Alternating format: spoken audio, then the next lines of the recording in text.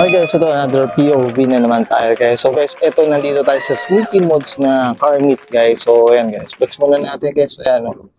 So inagaan natin guys para medyo makita natin yung mga kotse ngayon. So guys, ito POV muna tayo. So guys, ito. So meron tayo dito. Ganda ng Altis na ito guys. So napakaganda ng Altis na ito. Honestly guys, ang tagal ko na nakikita ito. Sobrang nakakatch ako dun sa kulay na guys. Honestly ano siya battleship gray siya guys. Ayan. So, makita nyo, ayan guys, oh. So, iba yung accent niya guys, so parang dalawang color lang.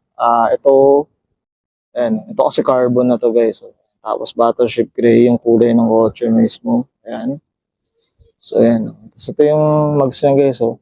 So, flex lang natin guys, ayan, Toms. So, tingnan nyo yung ano guys, oh, rotor guys, oh. Grabe, no. Ganda. Up tayo dito sa owner na ito. Sobrang ganda ng tindig na ito. Tsaka ang ganda ng kulay guys. Sobrang catchy talaga. Kasi ito yung isang color ko rin na gusto talaga guys. So yan. So yan guys. Ito yung sa gilid naman guys. So yan.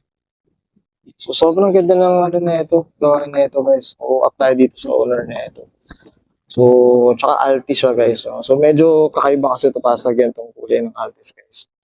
So, very catchy talaga. Ayan. So, ito meron din siyang spoiler dito, guys. So, yung accent talaga niya, ano lang talaga, two colors talaga. So, napapansin natin yan.